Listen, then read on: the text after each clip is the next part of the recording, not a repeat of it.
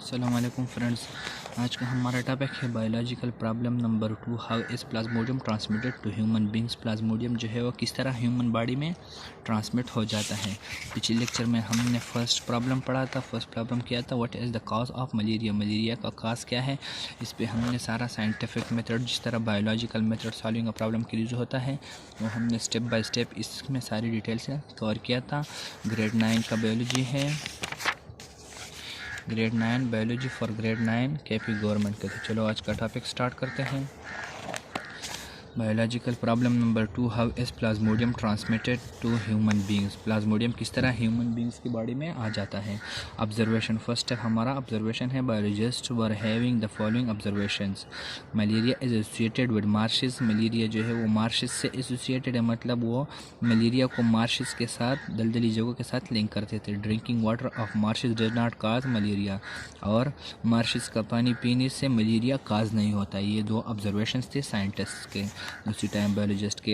In 1883 an American physician Albert Freeman Afrikaans king, AFA king इसका short form है, listed 20 more observations about malaria. इस scientist ने, इस biologist ने, American physician था, मलेरिया के बारे में 20 और ऑब्जर्वेशंस मुख्तस की लिस्ट की। सम इम्पोर्टेंट ऑब्जर्वेशंस वर, कुछ इंपॉर्टेंट ऑब्जर्वेशन उसमें से क्या थे। Number 1, people who slept in open places suffer from malaria more than people who slept indoors। वो लोग जो खुली हवा में, खुली स्पेस में सोते हैं तो वो ज़्यादा मलेरिया से सफ़र करते हैं एज़ कम्पेयर टू दोस्त जो कमरों में या बंद दरवाज़ों पे सोते हैं। मतलब जो खुली जगहों में सोते हैं वो ज़्यादा उनको मलेरिया काज होता है। Individual who slept near a smoky fire usually did not gate malaria. वो लोग जो धुएंदार जगह के करीब, मतलब जहाँ धुआं हो या फायर हो, वो उनके करीब जो सोते हैं उनको मलेरिया ज़्यादा नहीं लगता। People who used mosquito nets suffered from malaria less than the ones who did not use mosquito nets. वो लोग जो मस्कीटो नेट यूज़ करते हैं वो मलेरिया का कम सफ़र करते हैं एज़ कम्पेयर टू दोज जो मस्कीटो नेट में नहीं सोते। तो ये कुछ ऑब्जर्वेशंस थे, उसी का निचोड़ता उसी से। 20 ऑब्जर्वेशन में से कुछ ऑब्जर्वेशन ये भी थे। स्टेप नंबर 2 पे हमारे साथ क्या आता है, hypothesis and deduction.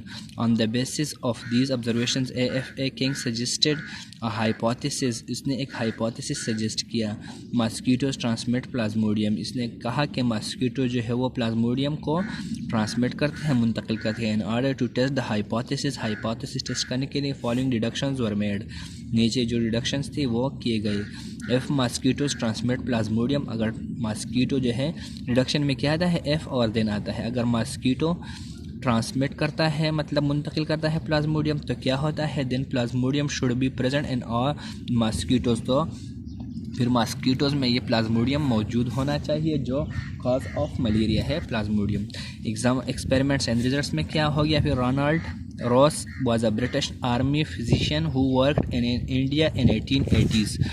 He performed important experiments to test the above deductions. उसने ऊपर वाले डिडक्शन को चेक करने के लिए मुख्तलिफ एक्सपेरिमेंट्स की। He also received Nobel Prize for his work on transmission of plasmodium. उसने इस काम के लिए नोबल प्राइज़ भी जीत लिया। He allowed a female Anopheles mosquito to bite malarial patient. उसने क्या किया कि एक फ़ीमेल एनोफिलीज मस्कीटो को लिया और उसको मलेरियल पेशेंट को काटने दिया। He killed the mosquito and found Plasmodium multiplying in mosquito stomach. उसने क्या किया कि मस्कीटो को किल किया और उसके स्टमक को देखा तो वो इसमें जो प्लाज्मोडियम थे वो मल्टीप्लाई हो रहे थे, मतलब वो बढ़ रहे थे। In the next experiment he thought to allow the infected mosquito having plasmodium to bite a healthy person। दूसरे एक्सपेरिमेंट में उसने क्या किया कि उस मॉस्कीटो को अलाउ किया कि वो एक हेल्थी पर्सन को फिर काट ले, मतलब कि किस तरह प्लाज्मोडियम ट्रांसमिट होता है कि नहीं। If the hypothesis was true, अगर हाइपोथेसिस जो होगा ट्रू होगा, जैसे हमने यहाँ ऊपर पढ़ा कि मॉस्कीटो ट्रांसमिट प्लाज्मोडियम, तो instead if the hypothesis was true the healthy person would have gotten malaria. If the but he did not use human beings for such risky experiment। उसने क्या किया कि इस एक्सपेरिमेंट के लिए ह्यूमन बींग्स को use नहीं किया। Ross performed his experiment again but use sparrow instead of human beings. Ross ने क्या किया, रॉस जो साइंटिस्ट था, जो फिजिशियन था, उसने ह्यूमन बींग्स की जगह एक स्पैरो को यूज़ किया, चिड़िया को यूज़ किया। He allowed female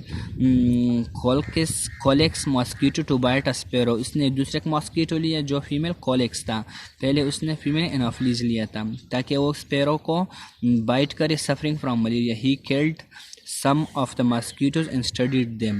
He found that Plasmodium multiplied in the walls of the mosquito stomach and then moved into the mosquito salivary glands. He allowed infected mosquito to bite a healthy sparrow. Ross found that the healthy sparrow got malaria. तो उसने ये नतीजा खस किया कि healthy sparrow जो था उसको भी मलेरिया लग गया। When he examined the blood of these previously healthy sparrow, he found many Plasmodium in it.